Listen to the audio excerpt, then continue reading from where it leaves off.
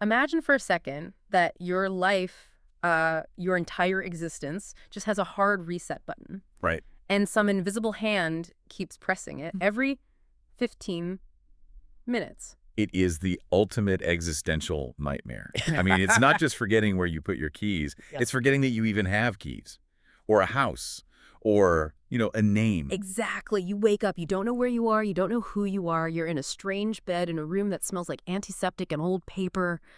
The light is hurting your eyes, and you certainly don't remember what you did 20 minutes ago. That continuity of self, the thing that makes you say, I am me, Yeah. it's just gone. You are effectively a newborn baby every quarter of an hour, thrust into a world that is already in motion. But then you look in the mirror. You're panic-stricken, obviously. Your heart is racing. You stumble into the bathroom, splashing water on your face, trying to wake up from what you think is a really bad dream. Yeah. You look up, water dripping from your chin, and you see something written on your chest. And it's not a sticky note. It's not a reminder on your phone. It is carved into your skin. A tattoo. And it doesn't say something like, I love mom. It doesn't have a cool dragon design or a tribal band. No. It says, in bold, jagged letters, Kalpana was killed. That gives me chills every single time I read the case file. Because suddenly, you aren't just a blank slate anymore. You are a man on a mission of vengeance for a love you cannot actually remember against an enemy you can't even recognize. Today, we are unpacking the incredibly complex, tragic, and honestly adrenaline-fueled story of Sanjay Singhania. This is a deep dive into a case that feels like a psychological thriller and a tragic romance smashed together at high velocity. It really does. We're talking about a man who was once a titan of industry, the chairman of AirVoice, a incredibly wealthy business tycoon who is reduced to a living ghost. A ghost haunting his own life. We're looking at a man suffering from severe anterograde amnesia. A violent attack left him with a memory span that is capped, strictly, at 15 minutes. Now, before we get into the blood and the tears, and believe me, there is plenty of both, I want to talk about the sources we have today. This isn't just a movie summary. We have a massive stack of documents. A huge stack. We've got detailed accounts of his daily routine. We've got police reports involving an inspector named Arjun, witness accounts from a medical student named Sunita, and crucially, the contents of Sanjay's own diaries. Right, and our mission here is really specific. We aren't just retelling a revenge story for you today. We want to analyze the system Sanjay built to survive. Yeah. How does a man with no memory build a machine for killing? Right, because if I can't remember where I parked my car, how is this guy dismantling an entire crime syndicate? It seems impossible. Exactly. We need to look at the external hard drive he built out of his own body. And more importantly, we want to look at the psychological toll. I mean, how can you trust anyone when every face is a stranger every 15 minutes? So let's get into it. The condition itself, the medical reality, because this isn't just, I forgot, this is something much deeper. Right. To understand Sanjay, you really have to understand the broken hardware he's working with. The sources describe a scene at a medical university where a professor is explaining this exact case to a group of students. He uses the term anterograde amnesia. Which is distinct from the amnesia we usually see in soap operas, right? Where Yeah. you bump your head and suddenly forget your childhood. Completely different. That's retrograde amnesia, forgetting the past. Sanjay have anterograde. His old hard drive, his life before the accident, his childhood, his business skills, that is mostly intact. It's on the disk. But the save button is broken. The RAM is fried. Perfect analogy. His working memory wipes clean every 15 minutes. Imagine living your life in quarter-hour loops. You start a conversation, and by the time you finish it, you don't know who you're talking to.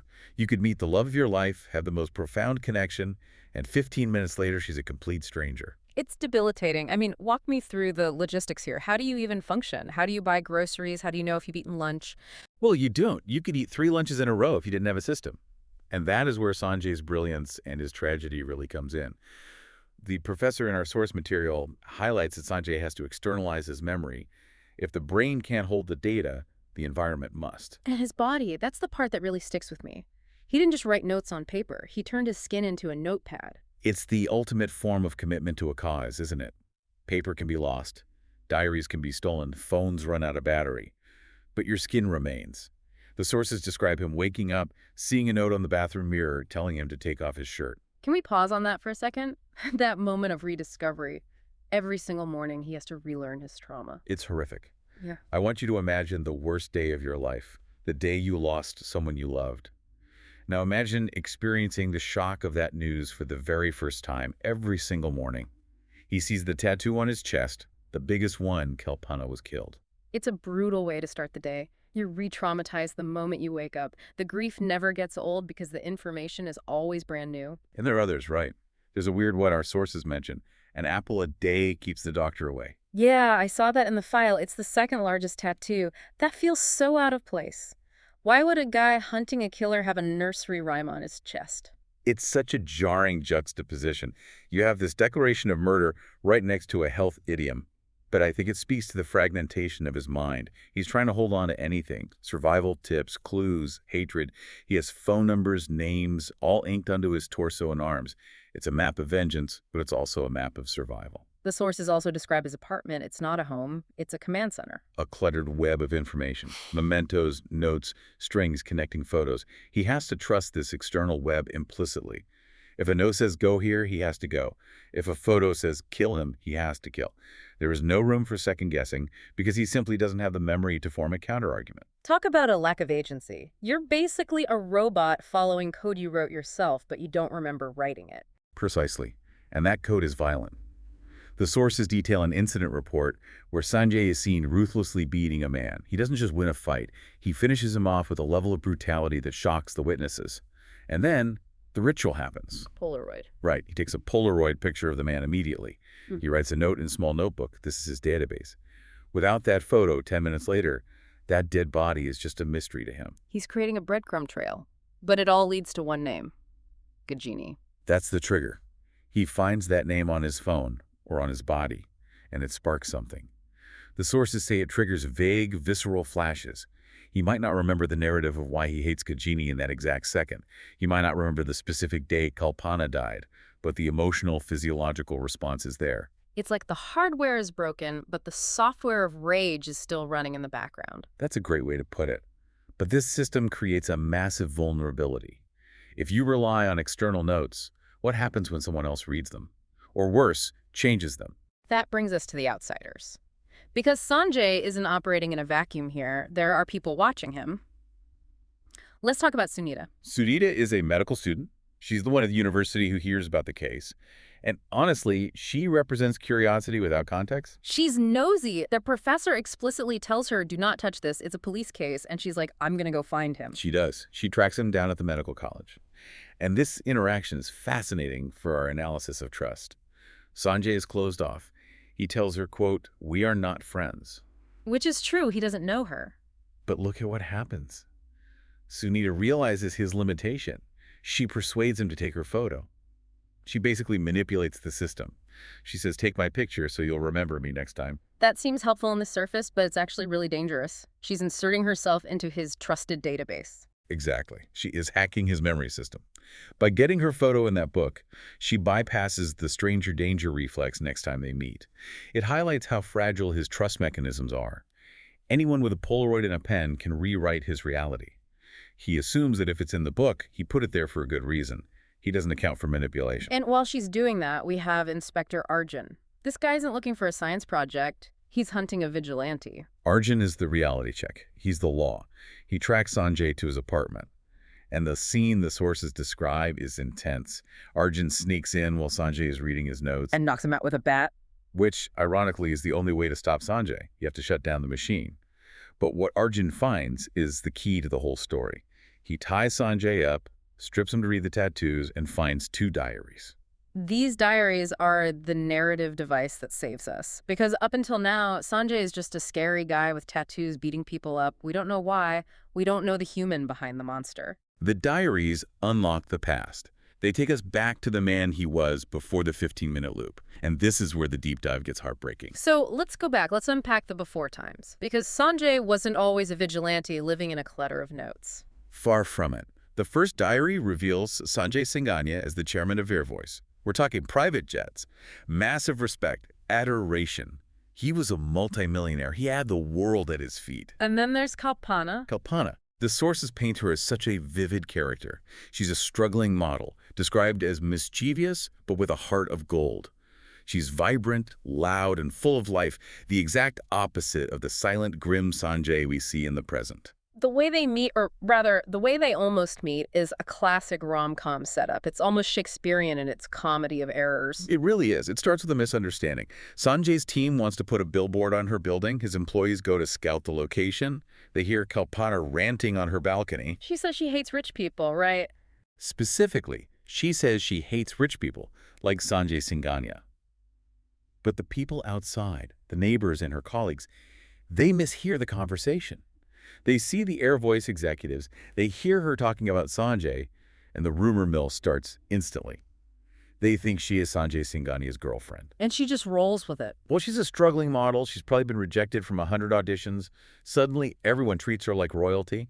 The director who was yelling at her is now giving her leading roles. She figures, why not? It's a harmless lie to get ahead. Until the real Sanjay hears about it. Right. He gets annoyed. Who is this woman claiming to be his girlfriend? It's absurd. He decides to confront her personally. He goes to the studio, ready to tear her apart legally and verbally. But then the twist. He sees her outside. She's helping disabled children cross a dangerous pothole. Oh, that's the moment. That is the moment. It disarms him completely. He goes in to confront a gold digger, and instead, he finds someone kind, someone selfless. And when he finally talks to her, she doesn't know who he is. She has no idea she's talking to the chairman of Air Voice. She starts bragging to him about being Sanjay Singhanya's girlfriend. It's dramatic irony at its finest. She tells him they go on dates, that they are getting married, and instead of exposing her, instead of being the angry tycoon, Sanjay laughs. He plays along. He pretends to be just an ordinary guy. A struggling actor, maybe? Or just a common man? And this choice is crucial for his character profile. It shows he's tired of being liked for his money. He wants a connection that is genuine. If she likes ordinary Sanjay, she likes him for real. There's that great scene with the underwear ad. Yes. Kalpana, thinking she's helping her struggling boyfriend, gets him a gig modeling underwear. This is a guy who runs a telecom empire. He probably makes $1 million an hour. And he cancels a hectic schedule to do it. He stands there in his boxers, letting a photographer yell at him. It shows his humility, but also how much he's enjoying this escape from his own status. He rides the bus with her. He goes to the crammed and polluted parts of the city. The sources say he feels uneasy at first, but then he loves it because of her. It's the classic princess and the pauper dynamic. But it builds a foundation of trust that is ironic because it's built on a lie, his identity. He sees the city through her eyes. He sees the beauty in the struggle because she makes it beautiful. But her character shines through. She helps a visually impaired man. She's constantly doing these small acts of kindness. Which cements his love for her. But the deception has to come to a head. And it does at the New Year's party. This scene is hilarious. Kalpana is told to bring her boyfriend, the famous Sanjay, to the party. Obviously, she can't, so she hires an imposter. A weirdo, as the sources call him. She trains this guy to act like a tycoon, and the real Sanjay shows up and sees this charade. And he laughs even harder. He does. But then Kalpana confesses. She tells ordinary Sanjay the truth, that she's been lying about the relationship, and she asks him to impersonate himself. Can you pretend to be Sanjay Singhania for me? And he agrees. He walks in, makes a grand entrance. But then he does something that should have given it away.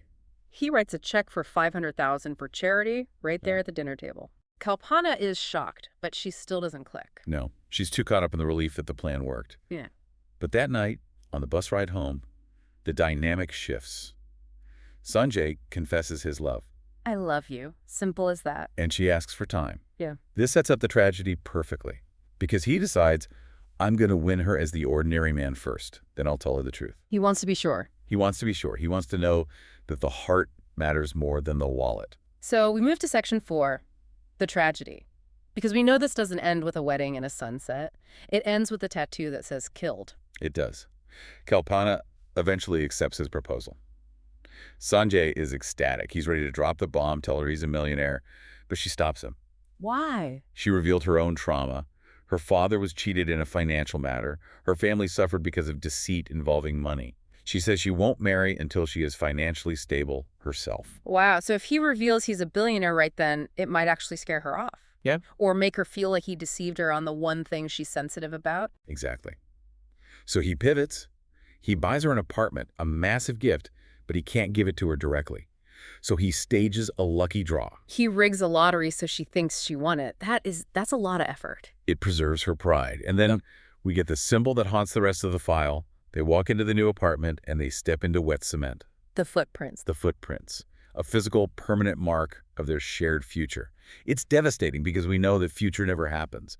It's the only physical proof of their life together that remains. And then the sacrifice. Sanjay has to leave town for business, but he lies and says his mother is sick. He needs an excuse for his absence. And Kalpana, believing her poor boyfriend needs money for his mother's medical treatment, sells everything. She sells her dream car, an ambassador she works so hard for. She sells her jewelry. She gives the money to him. She gives everything she has to a man who literally owns a fleet of jets. The guilt Sanjay must have felt, it's heavy. He takes the money because he can't refuse it without blowing his cover, but the emotional weight is crushing.